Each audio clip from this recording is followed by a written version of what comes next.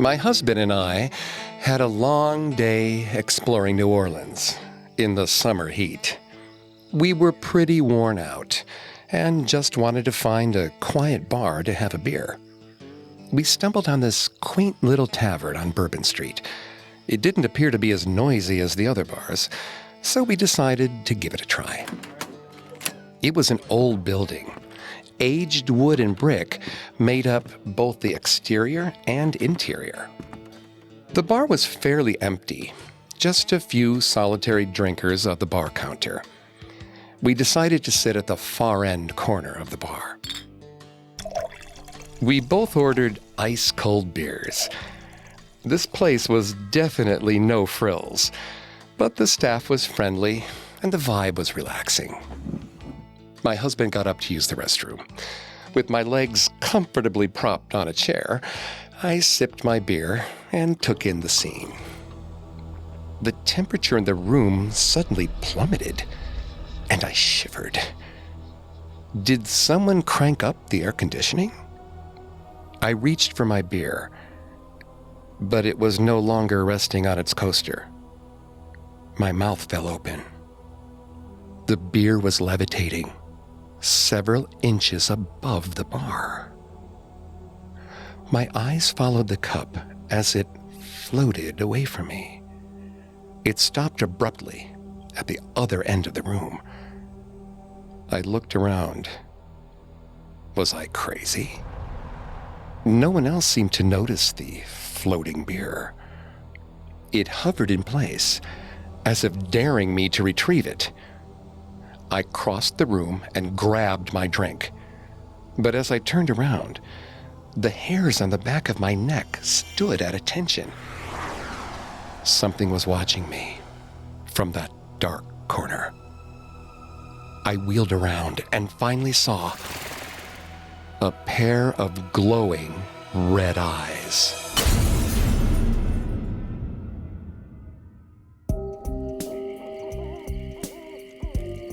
Welcome to Haunted Places.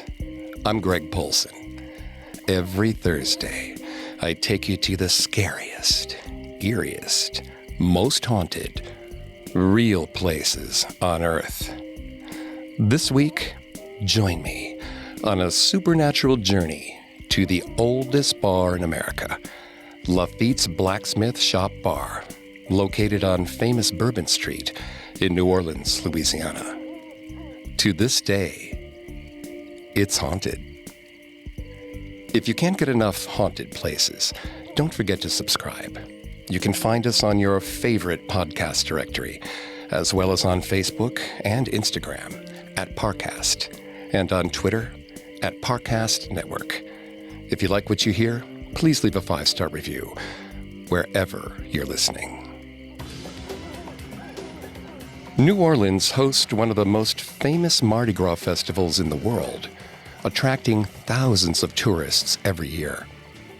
On Mardi Gras, the iconic Bourbon Street is littered with people enjoying the festivities.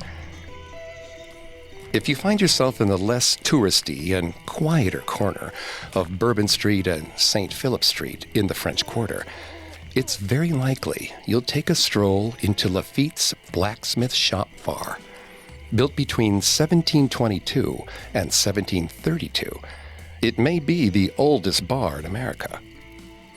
It's named after the Lafitte brothers, who initially opened the blacksmith shop as a front for their smuggling operations. The original owners were criminals, and their touch shows.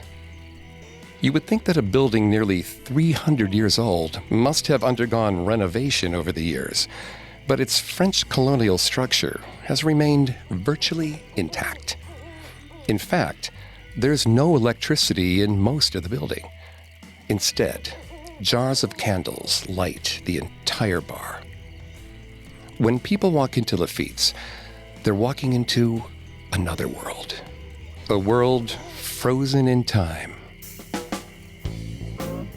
Living up to the vibe of Bourbon Street, Lafitte's Blacksmith Shop Bar is filled with patrons in search of a good time and stiff drinks.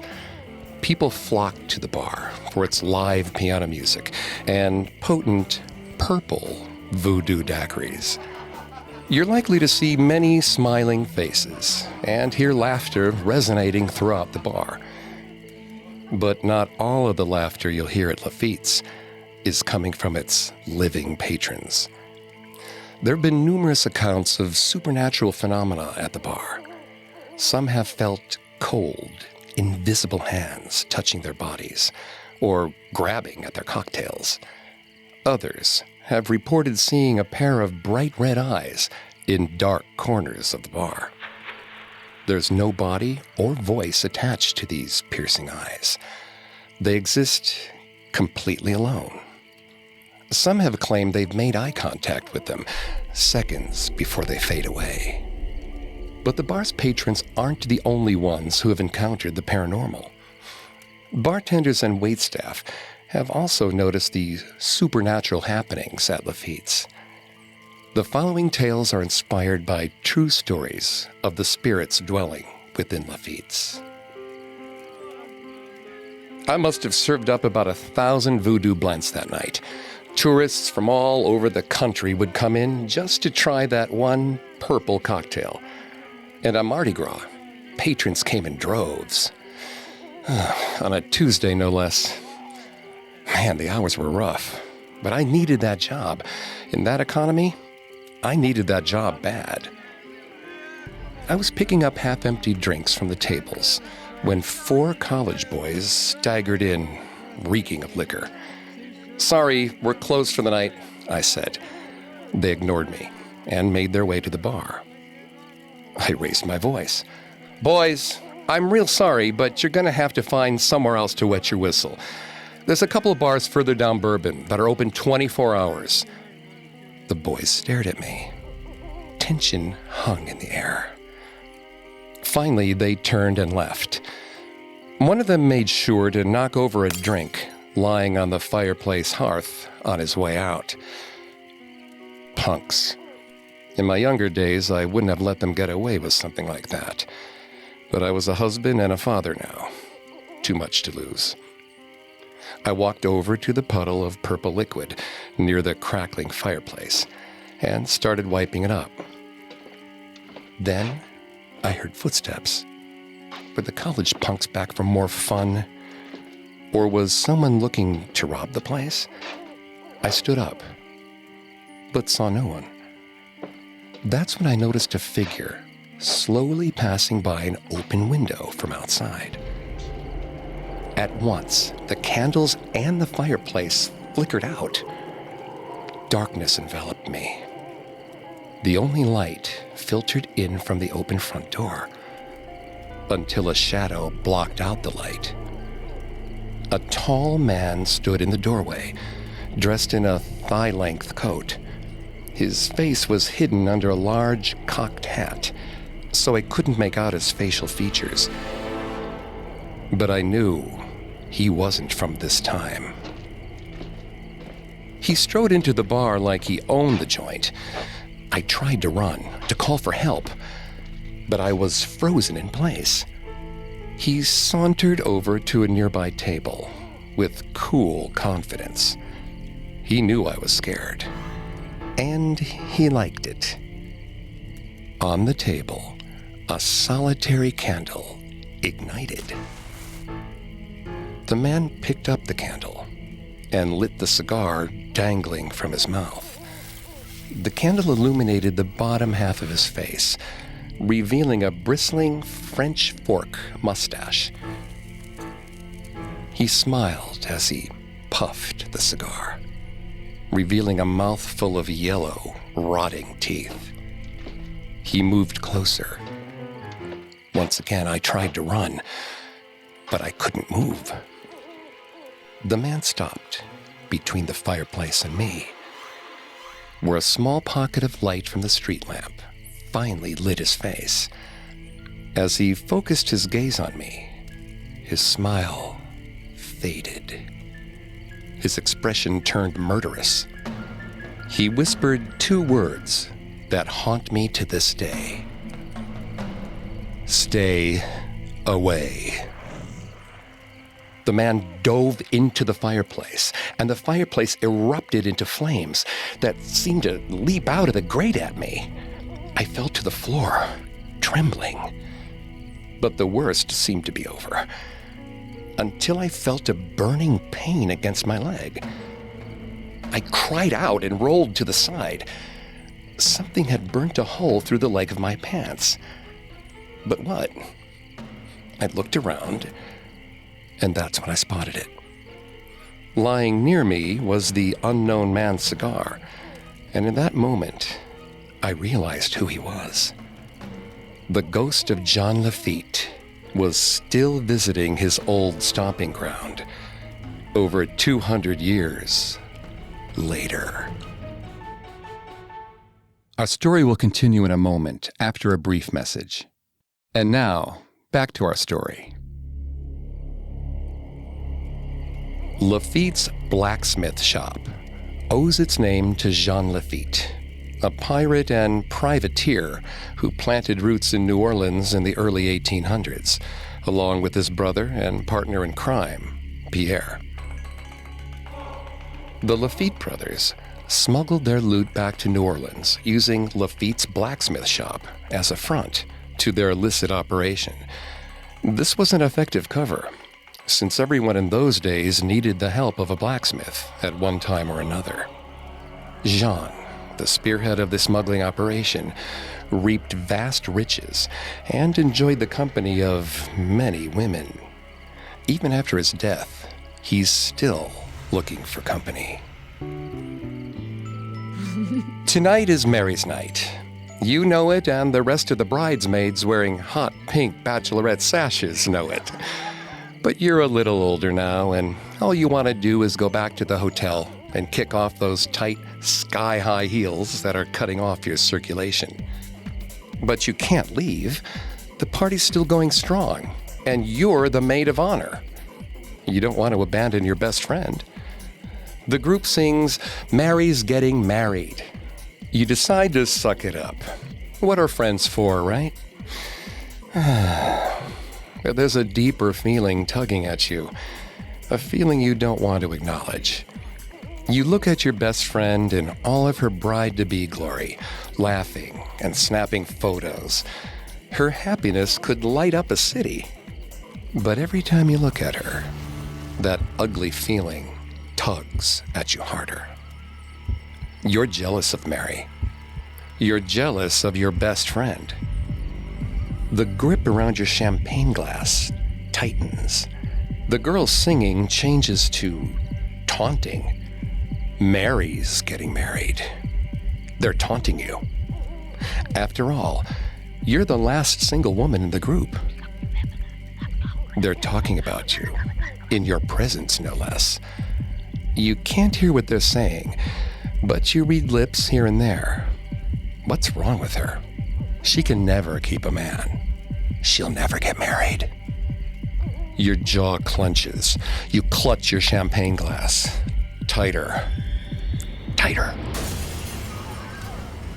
Your friends stare at you, shocked. Mary rushes to your side. She asks if you're okay. But why wouldn't you be? Then you see your blood-covered hand. You're still clutching your broken glass. The girls help you clean up and remove tiny shards of glass from your palm. Mary wraps your hand in a towel, her eyes worried. But you're too ashamed to meet her gaze. You step outside for some fresh air. What was the matter with you earlier? Mary is your best friend. You should be happy for her. Today isn't about you. It's late, but there are a few people out on Bourbon Street, not as rowdy as it was earlier. Through the open door of Lafitte's bar, you can see your girlfriends inside the bar. You smile to yourself. Sure, you're the last single one in the group, but they haven't made you feel excluded? Really? You've done that to yourself. You head back inside. But instead of rejoining the group, you make a beeline for the bathroom. You've had a few too many of the bar's famous purple drinks. You swing open the door and step into a dimly lit bathroom. It's quieter in here. Colder. You set your purse on the single-stall bathroom counter. A few candles offer the only light inside. Framed paintings showing the history of Lafitte's bar clutter the wall. Many of the paintings feature a confident young man with a French fork mustache. It almost seems like his eyes are following you. As you turn your back to the framed paintings, a shiver runs through you. It feels as though someone is in here watching you. But that's ridiculous. It's a single-stall bathroom. You're the only one here. As you pull a toilet seat cover from the dispenser, you feel something brush the back of your neck. What was that? You spin around, but you see nothing. You consider running out of the stall then and there, but you shrug it off. Probably just a draft from these old walls. But just as you sit down on the toilet, you hear glass shattering. That's impossible. You didn't bring a drink in here with you. You peek through the crack in the stall door, but can't make out what broke. You slowly open the door. No one else is in the small space with you. But you see a picture frame lying on the floor. You breathe a sigh of relief. One of the framed paintings fell off the wall. Nothing to worry about. You bend down to pick it up. Until you sense someone behind you. You glance at your reflection in the mirror and gasp. The mustached young man from the paintings is standing right behind you. You swivel around. No one is there. You look back in the mirror. The mustached man grins at you. You notice something small gleaming in his hand. He holds it out. It's an antique engagement ring made of burnished gold.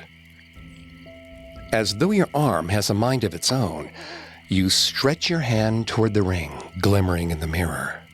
You touch the gold band. It feels solid. The mustached man drops the ring into your hands. You stare at the ring, feeling its solid weight in your palm. It's beautiful. So much nicer than Mary's ugly commercial diamond band. This ring has history. The mustached man cocks an eyebrow at you, as if he already knows what you'll do. He grins as you slowly slide the ring onto your finger. It doesn't take long for your friends to notice your absence. As the minutes tick by, Mary grows increasingly concerned. Has your hand started bleeding again? Maybe she should take you to the hospital. Mary asks the bartender if he's seen you. He points her in the direction of the women's bathroom. Mary tries the door, but it's locked. She pounds on the door with her fist, but you don't answer. She gives the door a hard shove with her shoulder, and the door finally gives way. She sees your purse on the sink and calls your name. But you still don't answer. She steps into the bathroom, and her heel crunches on the broken glass.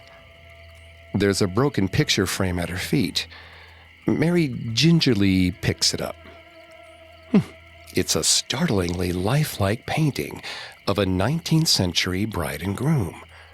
A dashing man in a French fork mustache poses with a woman in a beautiful old-fashioned wedding gown. For some reason, the bride looks oddly familiar. Mary removes the broken glass from the frame to get a better look, and her blood runs cold. The woman in the painting is you.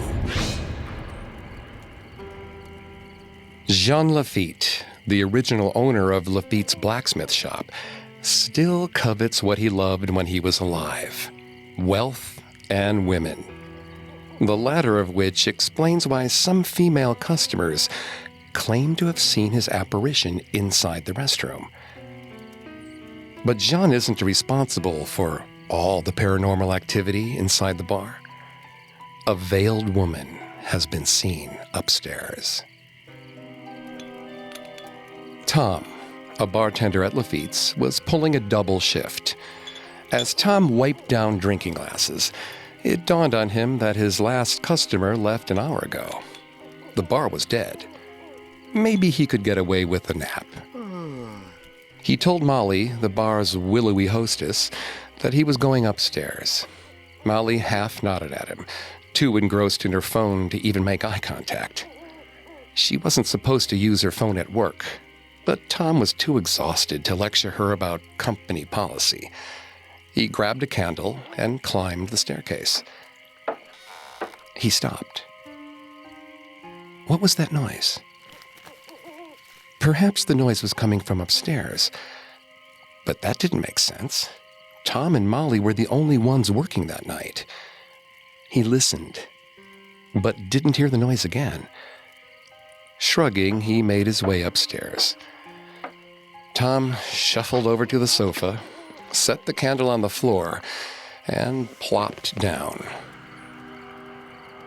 It was cold downstairs, but the temperature felt 10 degrees colder here. He grabbed a blanket lying over the arm of the sofa. The blanket gave off a foul, musty odor, but he was too cold to care. Within seconds, Tom drifted off into sleep. The sound of footsteps roused him. Was it Molly? She was supposed to be downstairs watching the bar. Tom raised his head, waiting for Molly to finish making her way upstairs. A woman poked her head around the corner. He opened his mouth to say something when he realized the woman was wearing a long black gown that hid her feet and a veil that covered her face. This couldn't be Molly. She was too lazy to pull off this elaborate of a prank. Not to mention, Molly towered over Tom. This woman was about his height. Tom rubbed the sleep from his eyes. Maybe he was still dreaming. But no, the woman was still here, and she was gliding toward him. Tom opened his mouth to ask the woman who she was, but he found he couldn't speak.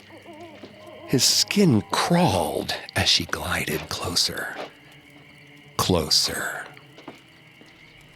She passed right by Tom as if he wasn't there. He noticed his candle's flame bending toward her, as if drawn to her. The woman disappeared inside the supply closet.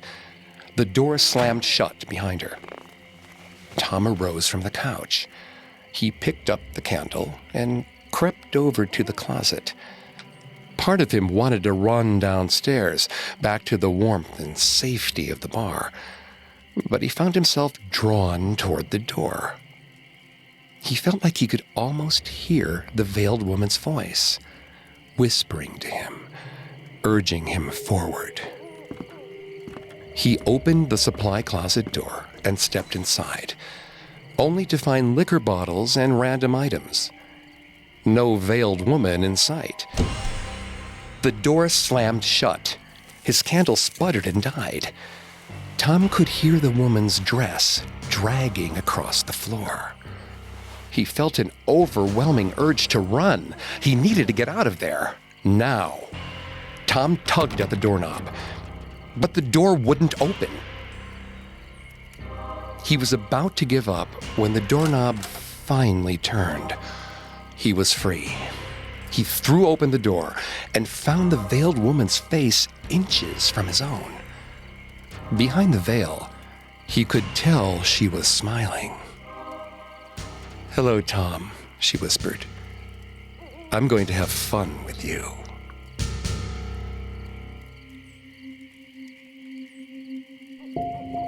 Nobody knows the name of the veiled woman who lurks upstairs. Some believe the woman used to live in the shop and killed herself upstairs.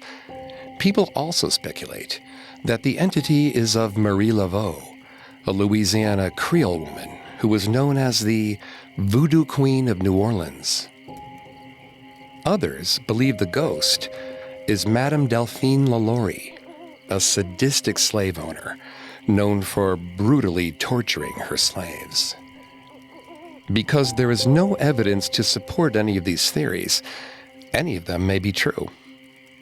But we do know that the veiled woman has called Lafitte's blacksmith shop home for years. We'll return to our story in just a moment. Now, the story continues. By 1812, Jean Lafitte was a successful but crooked businessman who smuggled goods across the swamps and bayous that stretched south of New Orleans to the Gulf of Mexico. On more than one occasion, government officials tried to capture Lafitte in the swamps, but Lafitte and his men swiftly evaded or killed their pursuers. Lafitte wasn't going to let anything or anyone take his money. But once in a while, Lafitte encountered a customer who didn't hold up his end of the bargain, or who tried to swindle Jean out of his money. And Lafitte showed them no mercy. You're a regular at Lafitte's, so much so that it's your own version of Cheers. It's not an exaggeration to say everybody knows your name. And they know your drink. Rum and Coke, extra lime. You don't bother with that touristy purple drink nonsense. You take your first sip and let out a satisfied sigh. Life's not perfect, but it's good. You have cash in your pocket for food and good drinks. You survey the bar with a smile. Feels like a second home. Sure, there have been many rumors of the place being haunted, but in all the years you've been coming here, you've never seen anything creepy. You're surprised to hear the tinkle of broken glass. Somehow, your drink has tumbled off the bar and onto the floor, as if pushed by an invisible hand. You shoot a guilty look to the bartender, Emma. She's been working here ever since the older bartender, Tom, disappeared.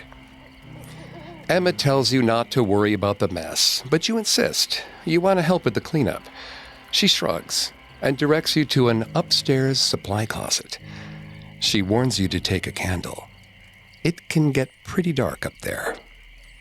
You head upstairs, candle in hand, and make your way to the supply closet at the far end of the room. You open the door and scream as a dark shape flies at your face. But it's nothing more than a mop handle. Feeling rather foolish, you rummage through the supply closet and grab a roll of paper towels. That's when you hear it. Men's raised voices coming from downstairs. Strangely, they're yelling in French. Perhaps French tourists? But then you hear something new.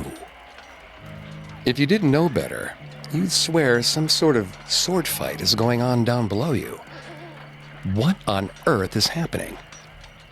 You don't want to run downstairs to see. After all, you don't want to get caught up in a bar fight. That's it. You can't take it anymore. You grab the mop, clutching it as your impromptu weapon. You race down the steps to the first floor and nearly drop your mop. Emma is gone, along with the rest of the other patrons. A group of unfamiliar men wearing 19th century clothes cluster at tables around the room. You yell for help, but none of the men even look at you. All of them are staring out the front window, where you can hear the sounds of swords clashing. What is going on? Are you losing your mind? You run for the front door, desperate to escape from this waking nightmare.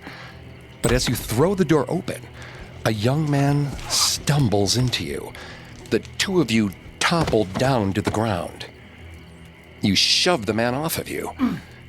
But when you open your mouth to tell him off, your words catch in your throat. Blood is spreading over the man's white linen shirt and his buttoned coat. His face is pale. His eyes are closed. Is he dead? His eyes shoot open. He grabs your shirt by the collar. He mumbles something to you in French. You can't understand him, but you can tell he's desperate, terrified. But of what? You hear footsteps and look up. Towering over you are three men, their cocked hats tipped low to cover their faces. You stumble to your feet, clutching your mop. You stare at them, bewildered. And this makes them even angrier. They want answers. Answers you don't have. You try to run, but two of the men grab you by the arms and slam you against the wall of the bar. They rip the mop out of your hands and toss it aside. The third man steps up to you. Your eyes linger, not on his trim-buttoned coat or his French forked mustache, but on the sword he holds casually in his right hand. A sword stained red with blood. Your throat tightens. You try to beg with your life, but you can't even speak. The mustached man glares at you. He asks you a question in French. You stare at him blankly, and he switches to English. "Where is my money?" he demands. "I know you two were working together." What money? You have no idea what he's talking about. But it's clear the mustached man doesn't believe you. He rests the tip of his blade against your throat. "Your friend chose death over paying me my due. What will you choose?" The man presses the blade's tip harder into your throat until you feel it piercing your skin. You try to beg, to plead for your life, but it's pointless. You know you're going to die. As the sword digs into your skin, you feel a trickle of blood running down your throat. But the man pauses and turns his head. You follow his gaze and see a woman making her way toward you. Dressed like the men, in a short button coat and white linen shirt, she carries herself with confidence. She rests a hand on the mustached man's shoulder. As she whispers in his ear, you notice a beautiful gold ring glinting on her hand. The mustached man protests in French, but the woman's voice is firm. With a sigh, the man lowers his sword from your throat. He turns and walks away down the street, his men on his heels. The woman lingers with you, her dark eyes locked on yours. You open your mouth to thank her, but she rushes forward and grabs you, shaking you so hard your head slams into the wall. "Go home." You feel someone shaking you awake. It's Emma, the bartender. She's looking at you with concern. You look around. You're lying on the floor of the bar. You must have had too much to drink. You take a deep breath. None of this was real. But why does Emma look so frightened? She's staring at you, at your throat. You touch your fingers to your throat, and they come back, coated in blood. You're bleeding right where you were cut by the sword. For all the good times you've had at Lafitte's, you finally accept that this place is indeed haunted.